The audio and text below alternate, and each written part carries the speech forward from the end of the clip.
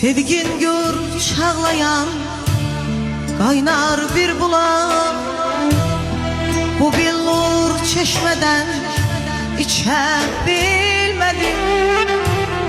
Sevgin bir çağlayan kaynar bir bulak, bu billur çeşmeden içebilmedim. Bahar teravetli güller içinde sen ben arayıp, sen ben arayıp seçebilmedim.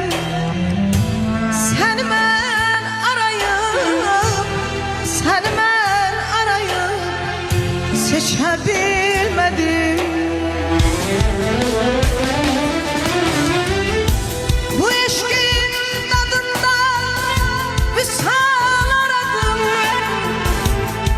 Saçını gösterip elinden adım, bu eşkin yolunda vüsal aradım.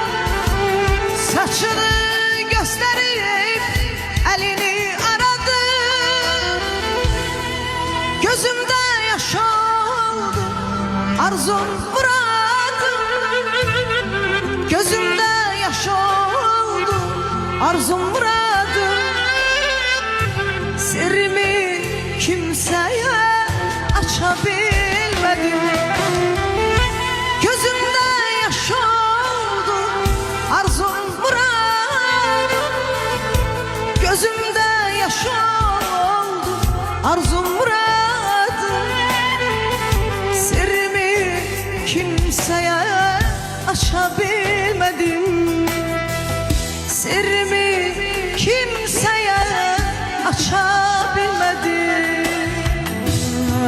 Gel, gel ey deryaların akan bulağım, ürəyində sellər axan, gözlərindən kədər yağan gözəl xanım. Buyur. Başına dönün. Bu sevginin ömrü yaman az oldu.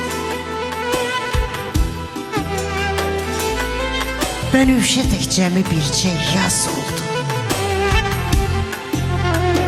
Yol uzandı, dere tepe düz oldu. Bu sevgimiz nağıllara benzedi.